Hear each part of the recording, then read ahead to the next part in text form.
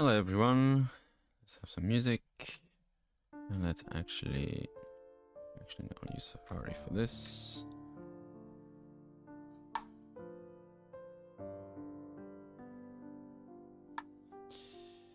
And let's post about it. Charts live stream kicking off.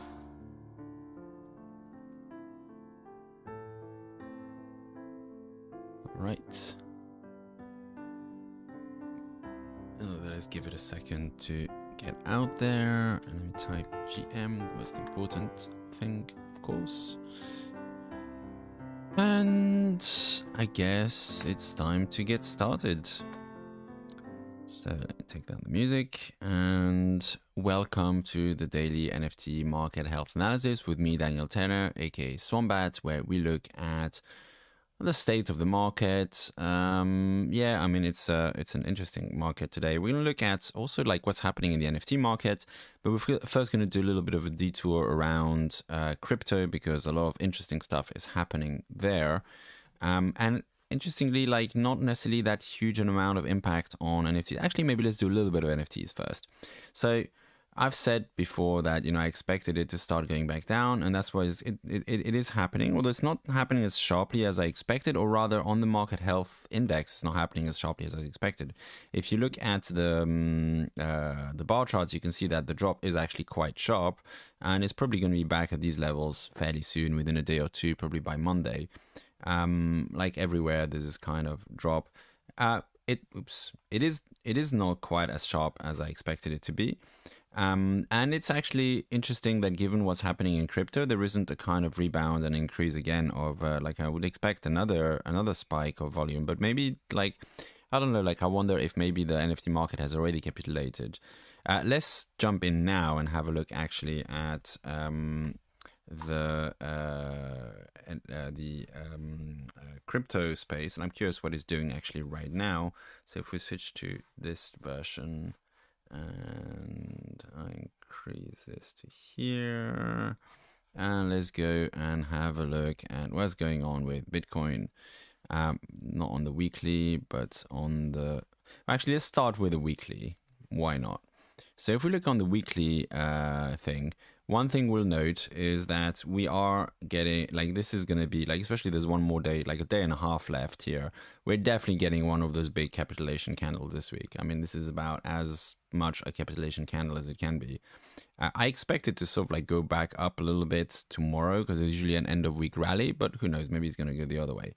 Either way, we've had a massive drop. We've, like, you know, this like this month has been a disaster. This entire period actually, since March, end of March, has been just like almost every week has been down. But this week, this last day has been brutal as well. This week has been brutal. We had this drop. We broke past that support line at £27,000, and it got really messy very quickly. It hung around here while sort of dropped, like, you know, testing the 20K a few times. And then suddenly, like, you know, overnight, it just dropped like massively, and it broke past... Like, I thought there would be resistance at 20K. I thought a lot of people had buy orders, but maybe they canceled all their buy orders around then, and it just broke through. Because if you look at the 1 minute chart as well, which is, now I don't usually look at the 1 minute chart, but it's kind of instructive here. There you go. Here it is. You can see that most of this drop past 20K happened in the space of, like, you know, 2 minutes. Wherever resistance there might have been there, in theory, like, you know, just vanished. It dropped a little bit here, and then it dropped a huge amount. And like, I thought, like, you know, it would have been interesting to be awake during that 1 minute there, although it wouldn't have been interesting for very long, because it only lasted a minute, and then it was clearly below 20K. And then it tried to rebound a little bit to like here, and then it just kept dropping. And it dropped by 1,000, and it hasn't really recovered. If we look in the, like, let's switch to the 15-minute thing, it's, where are we? It never got back up to, like, 20K is now a distant resistance level. It's no longer a support level. It's now a resistance level for Bitcoin. And it's interesting to me to contrast that with what's happening with Ethereum, because Ethereum keeps hovering around 1,000. Like, it's been above 1,000 for quite a bit over the last few hours. Like, it's fighting, whilst Bitcoin didn't put up any fight at all around 20K. I thought there was going to be a massive psychological, like, point there. But apparently everybody's already given up. Like, whoever had buy orders, like, in the order book on Binance, you could see like a massive cliff, usually at 20K. Either those got all processed instantly, like, in this giant spike of volume, or they just got cancelled long before we got there. So there was no fight at all. Whilst with Ethereum, we are seeing a fight, which I'm kind of taking as relatively bullish for Ethereum. It seems like a positive sign that we're still fighting around this 1K thing. It could be that this marks a kind of point where people are just willing to buy. And I'm not saying that just because I bought about $5,000 worth of Ethereum yesterday, like around 1100. I'm hoping this does end up being a resistance point. We are in triple digits. We might go lower. I don't think we're going to go that much lower, but I could be completely wrong. I didn't think that we were going to just drop past 20K so quickly. And I was wrong about that. So who knows? If we go back to our NFTs, one of the things we'll notice is that, like if we look at the price chart, interestingly, it's not like there's no capitulation going on now in NFTs. Like, we just saw the crypto market is just going like nuts. And like everybody's losing their mind in the crypto market. And I must admit, like even I feel like a little bit like, ooh, like, this has gone bad faster than I anticipated. I wonder what else I'm wrong about. But in NFTs, that doesn't, like, it seems like nothing particularly much is happening. It's just carrying on as usual. It's like it hasn't noticed the fact that we dropped below 20K and had like a massive spike of volume and all that kind of stuff. That's just, yeah. Like we had this thing, and then since then it's just been like, returning to this kind of background level and not really caring that much what's happening. And if you look at the prices, they're like kind of hanging in there. There's no capitulation in the prices. If we go and have a look at Nifty price, we can see that the price of, like, if we take BASE as a kind of standard collection to look at, is still around 86, hasn't capitulated. Most NFT collections are up right now over the last 24 hours, even as crypto is just dying. Cyberkongs is up 41%. What the hell is going on here? 20% on the week. Like, I don't know what's going on here, but it could be, I mean, I don't know, like, yeah, I mean, like NFT capitulation hidden behind the loss of ETH value. Yeah, but like, what we've seen before is that there's been both an ETH capitulation and an NFT price capitulation in ETH. So like the ETH price dropped and the NFT price dropped as well. Whilst we're not seeing that anymore. So yeah, it's still subject to the ETH price drop, but it seems like the price, like what we've had before, like what we saw last year a few times was that ETH prices would drop and then people would come in because they'd see the value in the NFTs, and the NFTs would now be cheaper, and volume would come back, and then eventually, like once ETH stabilized, the prices, the NFT prices would start going up, and to kind of match the new dollar price basically. And I mean, we might even be seeing that right now with these kind of green prices here. Like, I'm not sure what's going on. I'm looking at the data here and I'm surprised to see prices going up. That's not what's been happening this year. This year, as Punk9059 has been pointing out, ETH prices and NFT prices have been largely correlated. When ETH was down, NFT prices usually went down with it. So I'm surprised, and I like the fact that I have data to surprise me. Like, it's better than making assumptions and then finding out much later that these assumptions are wrong. I'm finding out live that my assumptions are wrong. I was expecting that ETH and NFTs were still correlated, and it looks like they're not really correlated right now. It could be that all this kind of macro correlation is starting to break down in some sort of way. I mean, I don't know. I'm not going to state that as a strong hypothesis that I have evidence for. And we need to wait to see whether that really is happening. But I would have expected, with the way the market is going on, to see another capitulation volume going on now, and that's not happening. So interesting. One to observe at this point. If you look at this, this is not gone. I would have expected now, with another another massive drop, people to panic and for this to shoot up like this.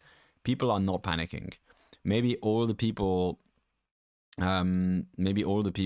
who were likely to panic have already panicked here. Maybe they've already panicked. If we look back a little bit, they've had a lot of chances to panic, recently. So maybe they've panicked here. Maybe they've panicked here. This was the Terra thing. Maybe they panicked here. This was Ukraine. Like, there's been a lot of chances to panic. And maybe all the people who wanted to sell out on panics have already panicked. And there's no more panicky people to sort of capitulate. Like, maybe the NFT market has already fully capitulated. Maybe this is where it stops. I'm surprised, to be honest. I kind of expect like more hyped up collections like Basie and so on to drop further than what they have. And I could be wrong. Like, my guess was that Basie and stuff would drop to about 20 ETH before this is over. And I could be wrong. And I'm sure there's lots of ape holders who would be very happy for me to be wrong. So, and I don't I don't mind being wrong. Like, you can't make guesses about what's going to happen without being wrong about a number of them. It's less important to be right about other people's bags going down than it is important to be right about my own bags going up. And what I'm noticing as well is that the projects that I'm in, quite annoyingly, because I kind of wanted to buy more into them, but they're not really dropping. Like, there's no capitulation going on in them as well.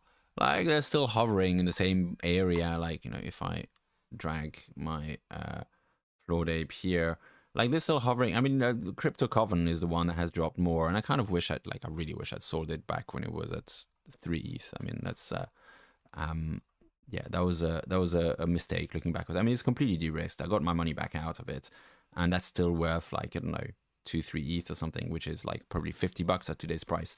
But the other projects that I'm in, like, that I'm heavily invested in, like Zen Academy, is still hanging in, like, around those prices.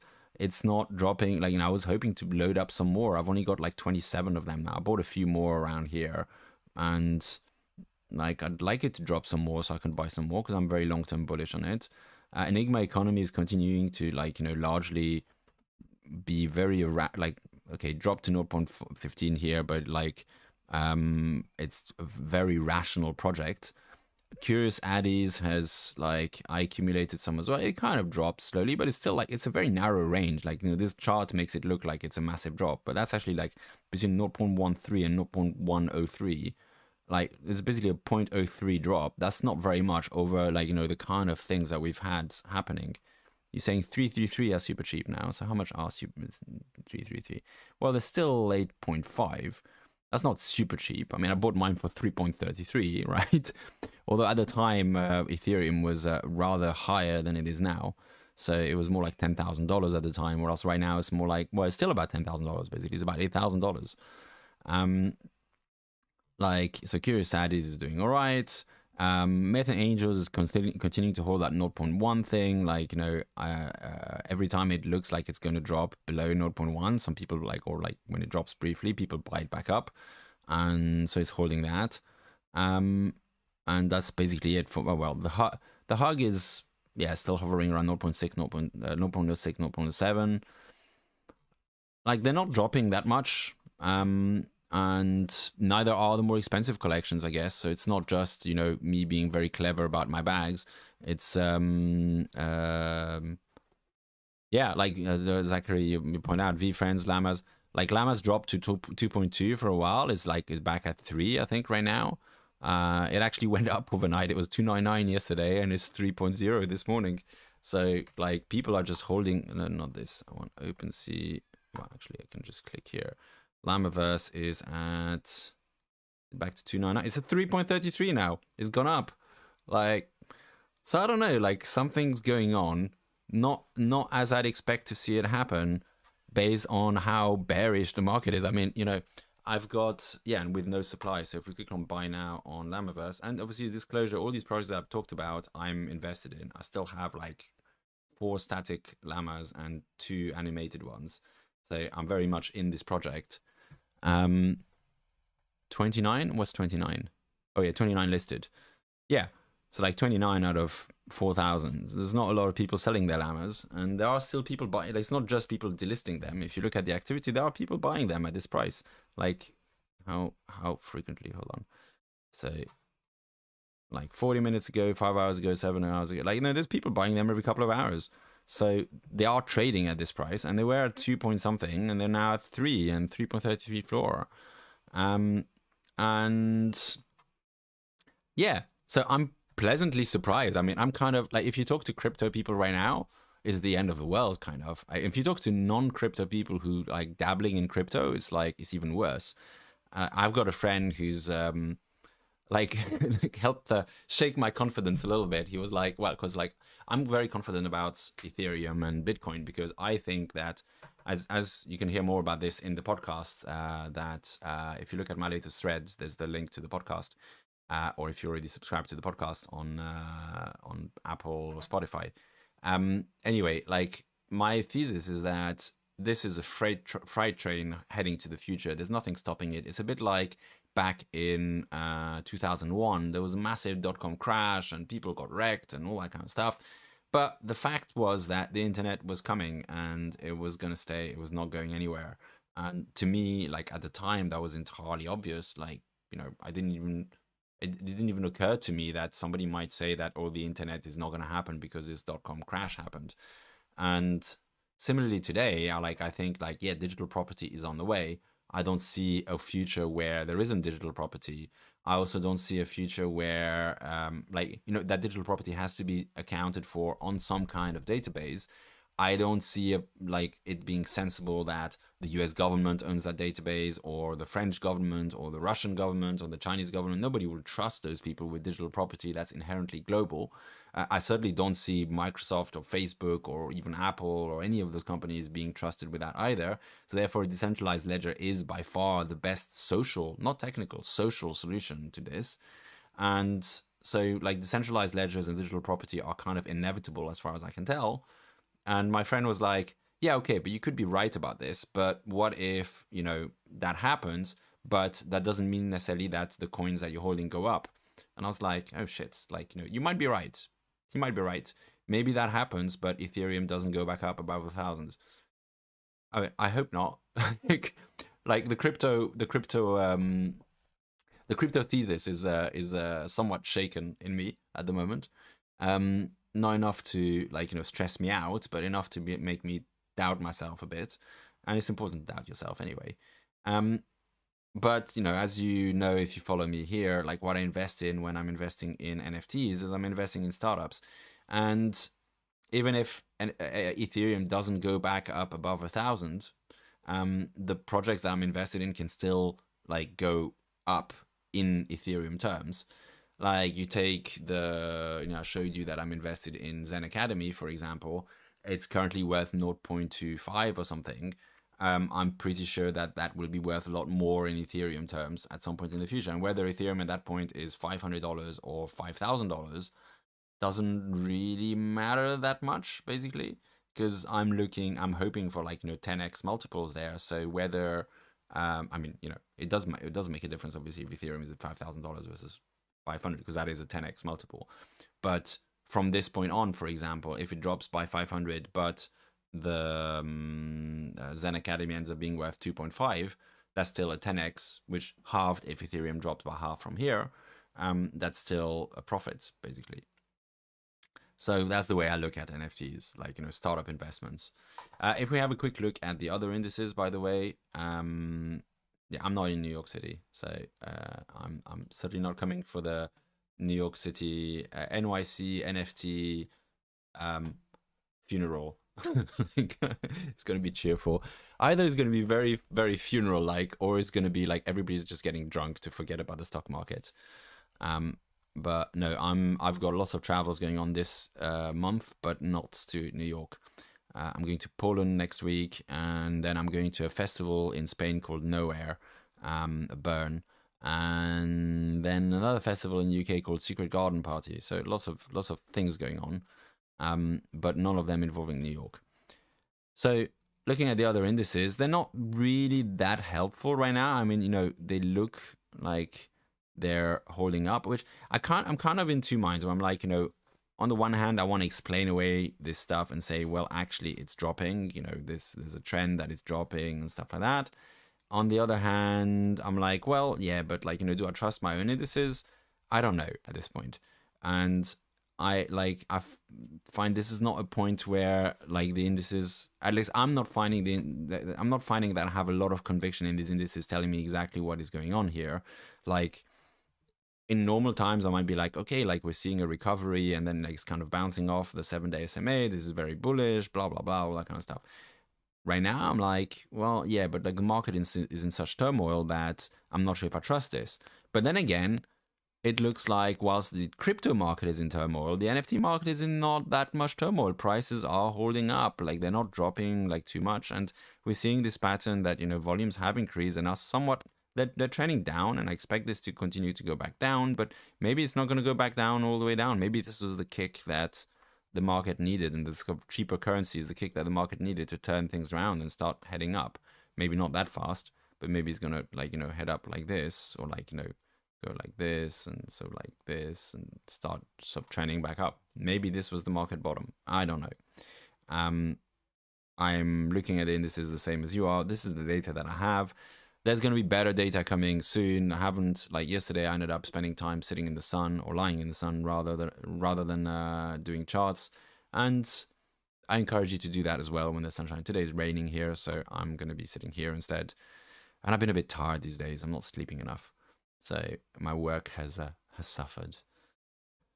If you have any questions, feel free to ask them. I think I'm getting to the end of this. I've already talked about crypto.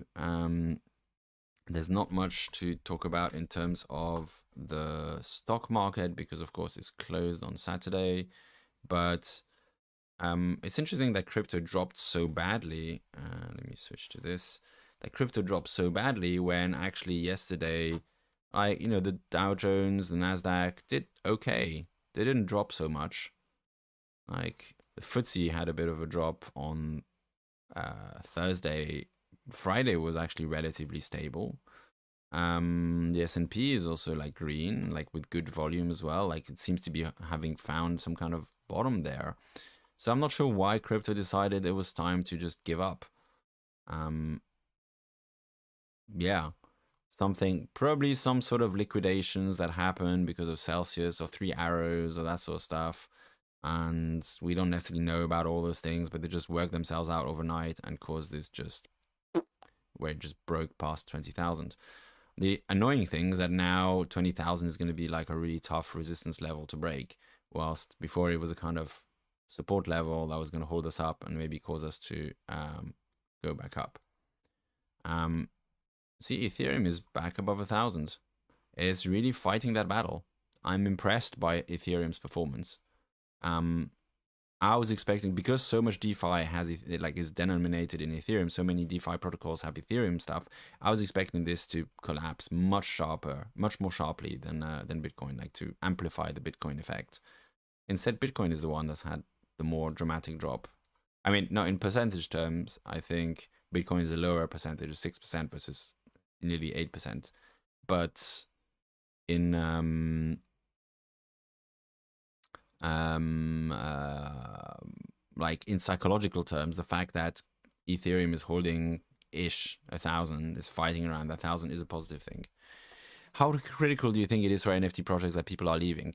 Well, I mean, I think some people are leaving, but I think the people who are leaving, I mean, I don't know exactly, I don't have statistics about this. The people who are leaving aren't sending me a letter to tell me why they're leaving. But I get a sense that given the state of the NFT market so far, the people who are leaving are all the people looking for the short-term gains. They're like, well, we're going to be in a bear market for a long time. It's not going to happen, all that kind of stuff. And personally, I'm not necessarily that enthused about their presence in the market. I mean, it's okay that, everybody can participate in the market. It's an open market. But I prefer the long-term perspective people. And those are not leaving. I mean, if I look at my Twitter, for example, I still see the same people tweeting and shitposting and whatever. But then again, like in the group that I tend to follow more regularly, I have mostly long-term people who are long-term in the market. And obviously you don't see the people not tweeting because they're not tweeting. So I don't think some people are going to leave. And I think if you're looking for short-term gains, it's probably sensible to leave, because I think we're probably heading sideways for quite a while. Like, I wouldn't be surprised if we were still heading sideways. Moving the weekly thing. I wouldn't be surprised if, like, I hope we found a bottom with this. Like, we've had 2 capitulations. This is here Ethereum.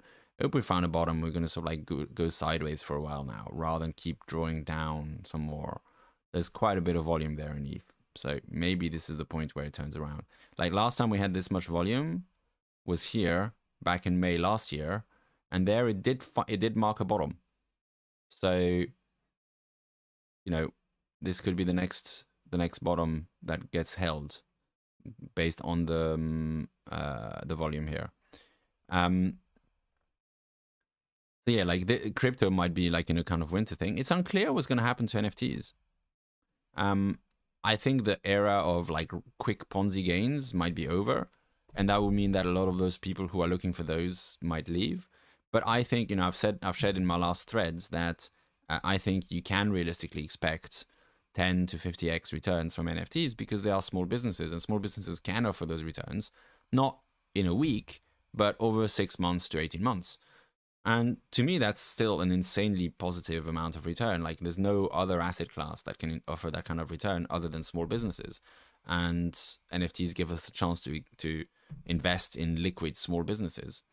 And that's why I'm interested as an investor.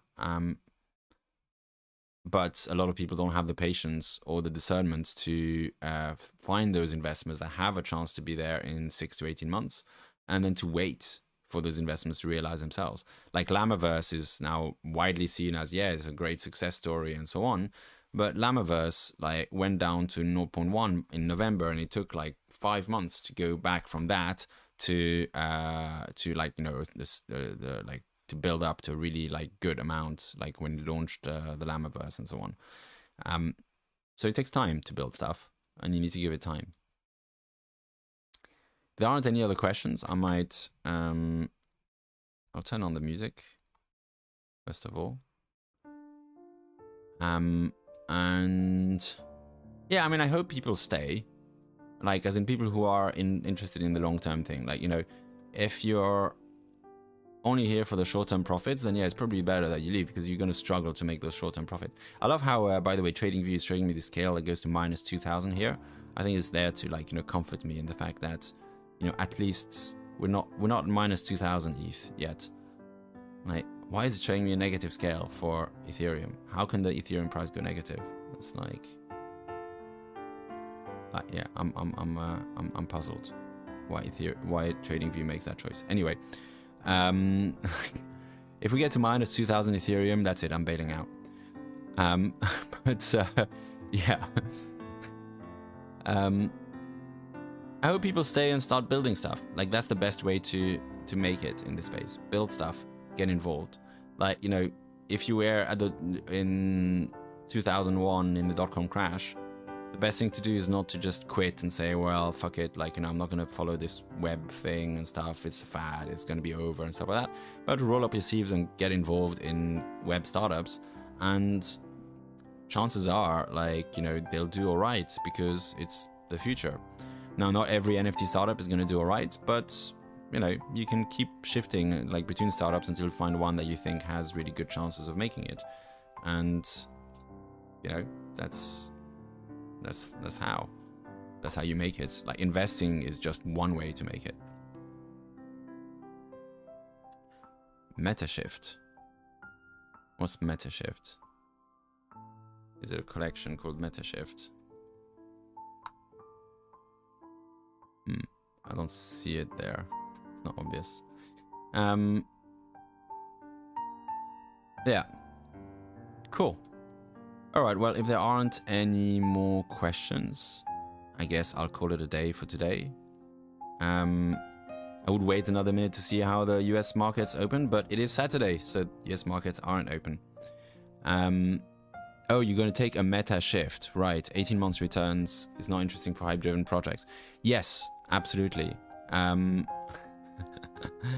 Yeah, 18 months, like, yeah, 18, like, just think about it this way. In any other investment class, if you were investing in the NASDAQ, like, realistic returns are 10% per year. If you're aiming for more than 10% per year, people call you unrealistic.